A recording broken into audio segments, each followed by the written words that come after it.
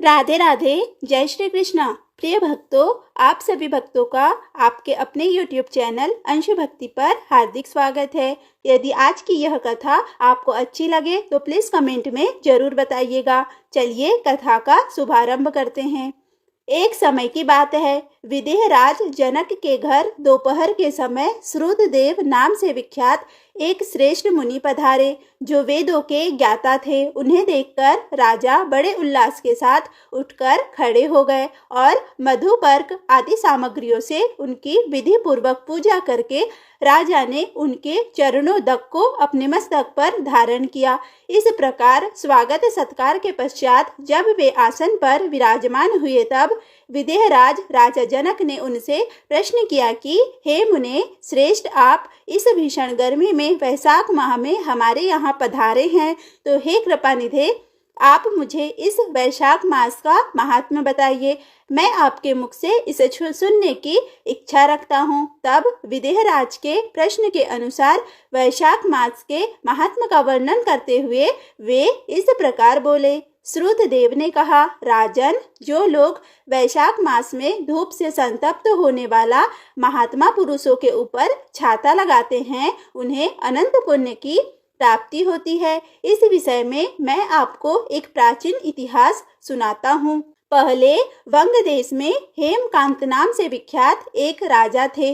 वे कुशकेतु के पुत्र, परम बुद्धिमान और सहस्त्रधारियों में श्रेष्ठ थे। एक दिन वे शिकार खेलने में आसक्त होकर एक गहन वन में जा घुसे। वहां अनेक प्रकार के मृग और वराह आदि जंतुओं को मारकर जब वे बहुत थक गए, तब दोपहर के समय मुनियों के आश्रम पर आए। उस समय आश्रम पर उत्तम व्रत का पालन करने वाले सतर्ची नाम वाले ऋषि समाधि लगाए बैठे थे, जिन्हें बाहर के कार्यों का कुछ भी ज्ञान नहीं होता था। उन्हें निश्चल बैठे देख राजा को बड़ा क्रोध हुआ और उन्होंने उन महात्माओं को मार डालने का निश्चय किया। तब उन ऋषियों के 10,000 शिष्यों ने राजा को मना करते हुए कहा, ओ खोटी बुद्धि वाले नरेश, हमारे गुरु लोग इस समय समाधि में स्थित है। बाहर कहाँ क्या हो रहा है इसको ये नहीं जानते, इसीलिए इन पर तुम्हें क्रोध नहीं करना चाहिए। तब राजा ने क्रोध से विहल होकर शिष्यों से कहा, द्विज कुमारों, मैं मार्ग से थका मांदा यहाँ आया हूँ, अतः तुम्हें लोग मेरा आतिथ्य करो। राजा के ऐसा कहने पर वे शिष्य बोले, हम लोग भिक्षा मांगकर खाने वाले हैं। गुरुजनों ने हमें किसी के आतिथ्य के लिए आज्ञा नहीं दी है। हम सर्वदा गुरु के अधीन हैं, अतः तुम्हारा आतिथ्य कैसे कर सकते हैं। शिष्यों का यह कोरा उत्तर पाकर राजा ने उन्हें मारने के लिए धनुष उठाया और इस प्रकार कहा, मैंने हिंसक जीवों और लुटेरों के भय आदि से जिनकी अनेकों बार रक्षा की है, जो मेरे दिए हुए दानों पर ही पलते हैं, वे आज मुझे ही सिखलाने चले हैं। ये मुझे नहीं जानते, ये सभी कृतज्ञ और बड़े अभिमानी हैं। इनको मार डालने पर भी मुझे कोई दोष नहीं लगेगा। ऐसा कहकर वे कुपित हो धनुष से बाण छोड़ने लगे। बेचारे शिष्य आश्रम छोड़कर भय से भाग चले। भागने पर भी हेमकांत ने उनका पीछा किया और 300 शिष्यों को मार गिराया। शिष्यों के भाग जाने पर आश्रम पर जो कुछ सामग्री थी, उसे राजा के पापात्मा सैनिकों ने लूट लिया। राजा के अनुमोदन से ही उन्होंने वहां इच्छा अनुसार भोजन किया। तत्पश्चात दिन बीतते बीतते राजा सेना के साथ अपनी पुरी में आ गए। राजा कुशकेतु ने जब अपने पुत्र का यह अन्यायपूर्ण कार्य सुना, तब उसे राज्य करने के अयोग्य जानकर उसकी निंदा करते हुए उसे देश निकाला दे दिया। पिता के त्याग देने पर हेमकांत घने वन में चला गया। वहां उसने बहुत वर्षों तक निवास किया। ब्रह्म हत्या उसका सदा पीछा करती रहती थी, इसीलिए वह कहीं भी स्थिरता पूर्वक रह नहीं पाता था। इस प्रकार उस दुष्ट आत्मा के 28 वर्ष व्यतीत हो गए। एक दिन वैशाख मास में जब दोपहर का समय हो रहा था, महामुनि तीर्थ यात्रा के प्रसंग से उस वन में आए। वे धूप से अत्यंत संतप्त और तृषा से बहुत पीड़ित थे, इसलिए किसी वृक्षहीन प्रदेश में मूर्छित होकर गिर पड़े। देव योग से हेमकांत उधर आ निकला। उसने मुनि को प्यास से पीड़ित, मूर्छित और थका मांदा देख उन पर बड़ी दया की। उसने पलाश के पत्तों से छत्र बनाकर उनके ऊपर आती हुई धूप का निवारण किया।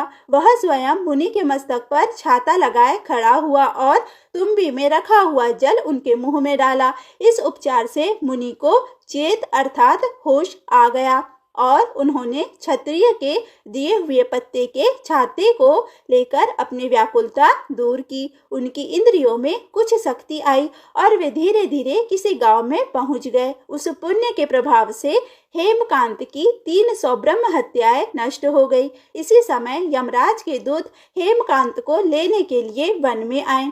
उन्होंने उसके प्राण लेने के लिए संग्रहणी रोग पैदा किया। उस समय प्राण छूटने की पीड़ा से छटपटाते हुए हेमकांत ने 3 अत्यंत भयंकर यमदूतों को देखा, जिनके बाल ऊपर की ओर उठे हुए हैं। उस समय अपने कर्मों को याद करके वह चुप हो गया। छत्रदान के प्रभाव से उसको भगवान विष्णु का स्मरण हुआ। उनके स्मरण करने पर महाविष्णु ने विश्वक्सेन से कहा, तुम शीघ्र जाओ, यमदूतों को रोको, हेमकांत की रक्षा करो। अब यह निष्पाप और मेरा भक्त हो गया है। उसे नगर में ले जाकर उसके पिता को सौंप दो। साथ ही मेरे कहने से कुशकेतु को यह समझाओ कि तुम्हारे पितृ ने अपराधी होने पर भी वैशाख मास में छत्रदान करके एक मुनि की रक्षा की है, अतः वह पाप रहित हो गया है। इस पुण्य के प्रभाव से वह मन और इंद्रियों को अपने वश में रखने वाला,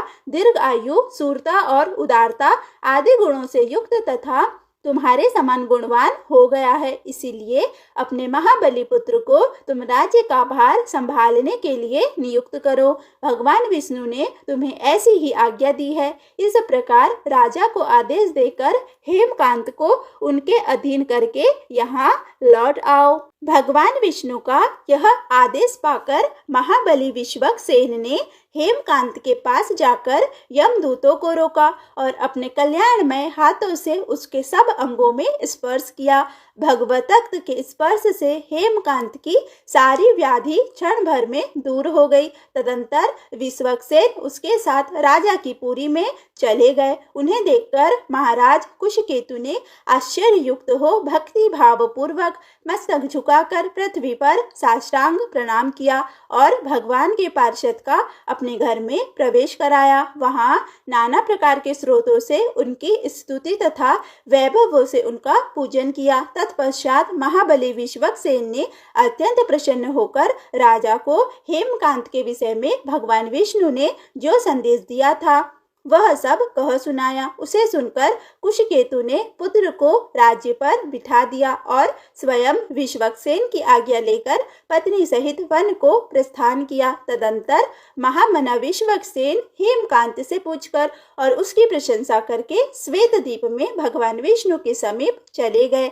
तब से राजा हेमकांत वैशाख मास में बताए हुए भगवान की प्रसन्नता को बढ़ाने वाले शुभ धर्मों का प्रतिवर्ष पालन करने लगे। वे ब्राह्मण भक्त, धर्मनिष्ठ, शांत, जितेंद्रिय, सब प्राणियों के प्रति दयालु और संपूर्ण यज्ञों की दीक्षा में स्थित रहकर सब प्रकार की संपदाओं से प्रसन्न हो गए। उन्होंने पुत्र पौत्र आदि के साथ समस्त भोगों का उपभोग करके भगवान विष्णु का लोक प्राप्त किया।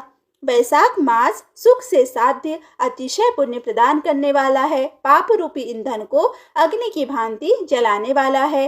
परम सुलभ तथा धर्म, अर्थ, काम, मोक्ष चारों पुरुषार्थों को देने वाला है। बोलिए ओम नमो भगवते वासुदेवाय नमः। तो ये थी भक्तों वैशाख मास महात्म के दूसरे दिन की कथा। अब हम वीडियो में आगे 16 सोमवार की व्रत कथा का श्रवण करेंगे। बोलिए उमापति महादेव की जय। एक समय श्री महादेव जी पार्वती जी के साथ भ्रमण करते हुए मृत्युलोक में अमरावती नगरी में आए। वहां के राजा ने शिव मंदिर बनवाया था, जो कि अत्यंत भव्य एवं रमणीक तथा मन को शांति पहुंचाने वाला था। भ्रमण करते समय शिव पार्वती भी वहां ठहर गए। पार्वती जी ने कहा, हे नाथ, आओ आज इसी स्थान पर चौसर पासे खेले।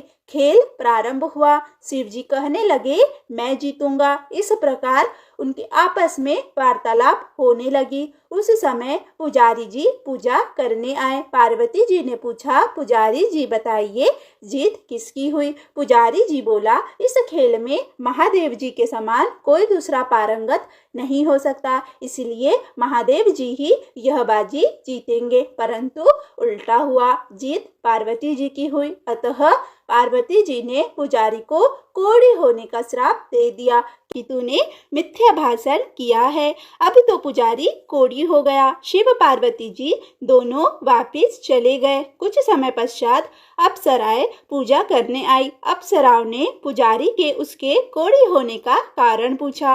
पुजारी ने सब बातें बता दी। अप्सराएं कहने लगी, पुजारी जी आप 16 सोमवार का व्रत करें तो शिव जी अवश्य प्रसन्न होकर आपका संकट दूर करेंगे। पुजारी जी ने अप्सराओं से व्रत की विधि पूछी। अप्सराओं ने व्रत करने और व्रत के उद्यापन करने की संपूर्ण विधि बता दी। पुजारी ने विधि पूर्वक श्रद्धा भाव से व्रत किया और अंत में व्रत का उद्यापन भी किया। व्रत के प्रभाव से पुजारी जी रोग मुक्त हो गए।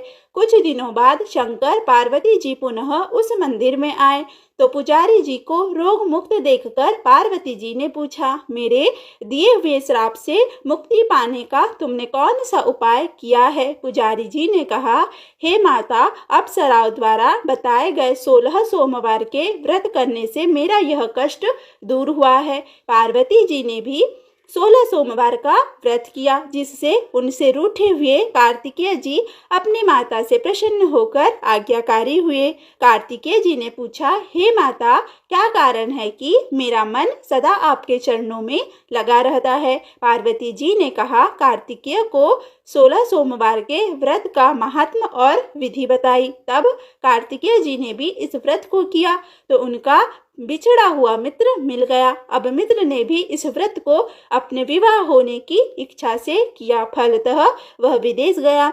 वहां के राजा की कन्या का स्वयंवर था। राजा ने प्रण किया था कि हथिनी जिस व्यक्ति के गले में वरमाला डाल देगी उसी के साथ राजकुमारी का विवाह करूंगा। यह ब्राह्मण मित्र भी स्वयंवर देखने की इच्छा से वहां एक ओर जाकर बैठ गया। हथिनी ने इसी ब्राह्मण मित्र को माला पहनाई तो राजा ने बड़ी धूमधाम से अपनी राजकुमारी का विवाह उसके साथ कर दिया। तत्पश्चात दोनों सुखपूर्वक रहने लगे। एक दिन राजकन्या ने पूछा, हे नाथ, आपने कौन सा पुण्य किया जिससे हथिनी ने आपके गले में वरमाला पहनाई? ब्राह्मण पति ने कहा, मैंने कार्तिकेय जी द्वारा बताए अनुसार 16 सोमवार का व्रत पूर्ण विधि विधान सहित श्रद्धा भक्ति से किया, जिसके फल के कारण मुझे तुम्हारे जैसी सौभाग्यशाली पत्नी मिली। अब तो राजकन्या ने भी सत्य पुत्र प्राप्ति के लिए व्रत किया और सर्वगुण संपन्न पुत्र प्राप्त किया। बड़े होकर पुत्र ने भी राज्य प्राप्ति की कामना से 16 सोमवार का व्रत किया। राजा के देवलोक होने पर इसी ब्राह्मण कुमार को राजगद्दी मिली। फिर भी वह इस व्रत को करता रहा। एक दिन उसने अपनी पत्नी से पूजा सामग्री शिवालय ले चलने को कहा, परंतु उसने पूजा सामग्री अपनी दासियों द्वारा भिजवा दी। जब राजा ने पूजन समाप्त किया तो आकाशवाणी हुई कि हे राजा, तुम इस पत्नी को त्याग दो, नहीं तो राजपाट से हाथ धोना पड़ेगा। प्रभु की आज्ञा मानकर उसने अपनी पत्नी को महल से निकाल दिया।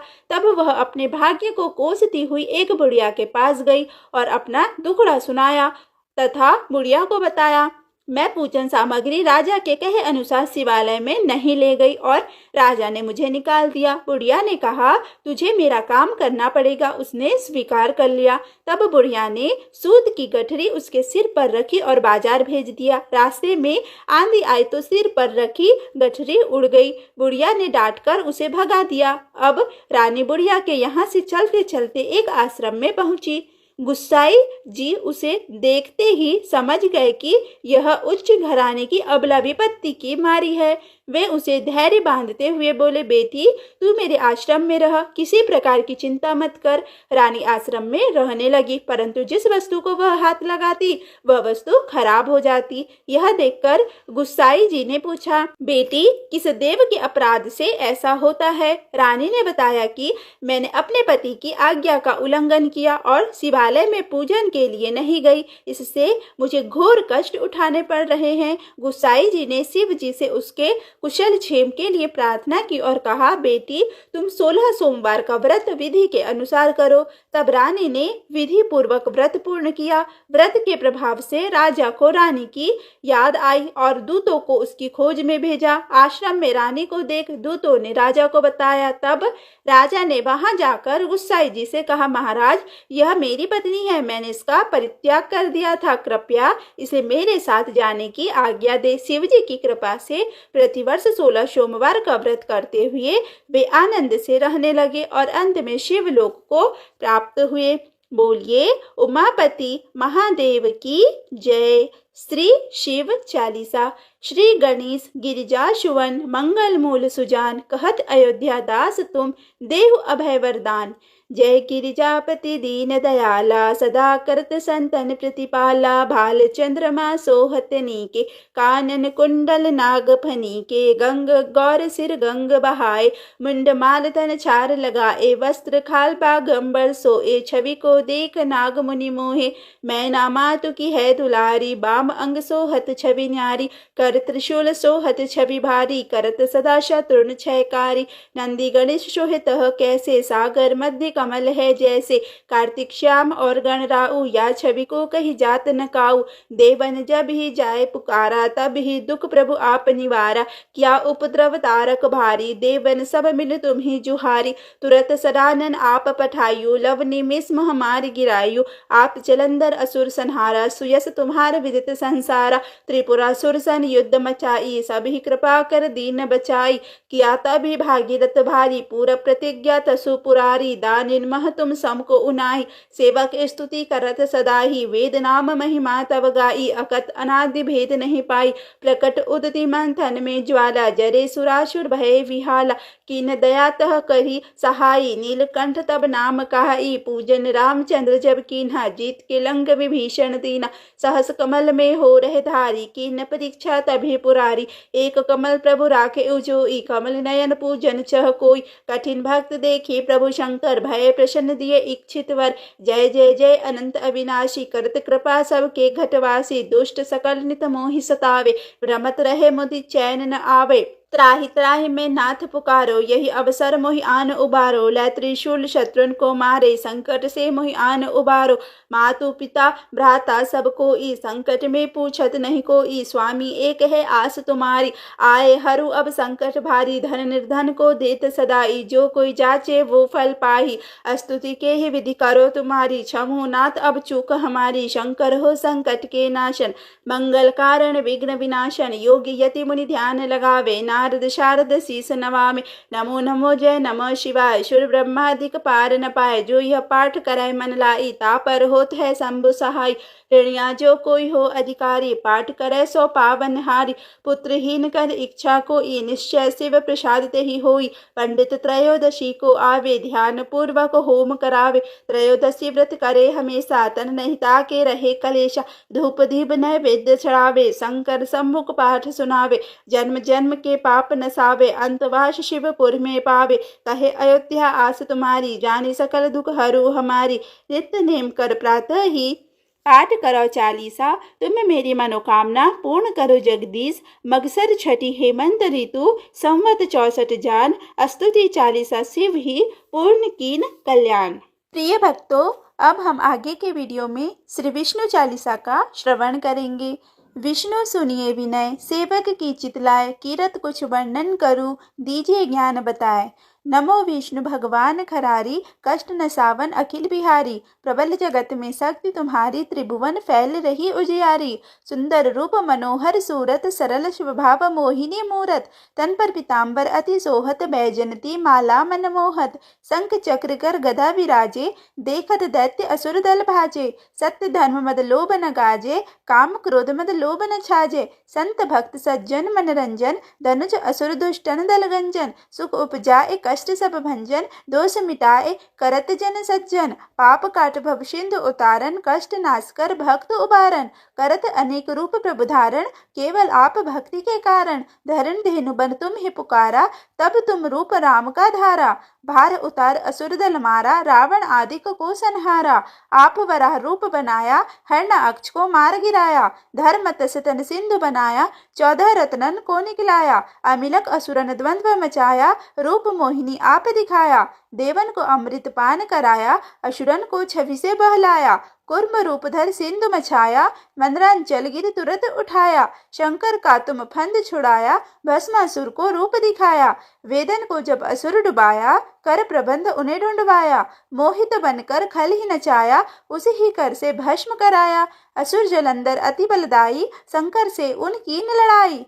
हार पार शिव सकल बनाई, कीन सती से छल खल जाई। सुमिरन कीन तुम्हें शिवरानी, बतलाई सब विपद कहानी। तब तुम बने मुनीश्वर ज्ञानी, वृंदा की सब सुरति भुलानी। देखत तीन धनुज सैतानी, वृंदा आए तुम्हें लपटानी। हो स्पर्श धर्म क्षतिमानी, हना असुर उर शिव सैतानी। तुमने ध्रुव प्रहलाद उबारे, हिरण्यकुश आदिक खल मारे। गणिका और अजामिल तारे, बहुत भक्त भव सिंधु उतारे।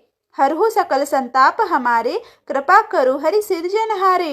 देखो हो मैं निज दर्श तुम्हारे, दीन बंधु भक्तन हितकारे। चहत आपका सेवक दर्शन, करहु दया अपनी मधुसूदन। जानो नहीं योग्य जप पूजन, होय यज्ञ स्तुति अनुमोदन। शील दया संतोष सुलक्षण, विदित नहीं व्रत बोध विलक्षण। करहु आपका किस विधि पूजन, कुमति विलोक होत दुख भीषण। करहु प्रणाम कौन विधि सुमिरन, कौन भांति में करहु समर्पण। सुर मुनि करत सदा सेवकाई, हर्षित रहत परम गति पाई। दीन दुखिन पर सदा सहाई, निज जन जान लेव अपनाई। पाप दोष संताप नशाओ, भव बंधन से मुक्त कराओ। सुख संपत्ति दे सुख उपजाओ, निज चरणन का दास बनाओ। निगम सदा ये विनय सुनावे, पढ़े सुने जो जन सुख पावे। प्रिय भक्तों, आज का अध्याय यहीं पर समाप्त हुआ। यदि यह वीडियो आपको अच्छा लगा हो तो प्लीज़ वीडियो को लाइक करें, वीडियो को ज़्यादा से ज़्यादा शेयर करें तथा चैनल पर पहली बार आए हैं तो चैनल को सब्सक्राइब करना बिल्कुल भी ना भूलें। धन्यवाद।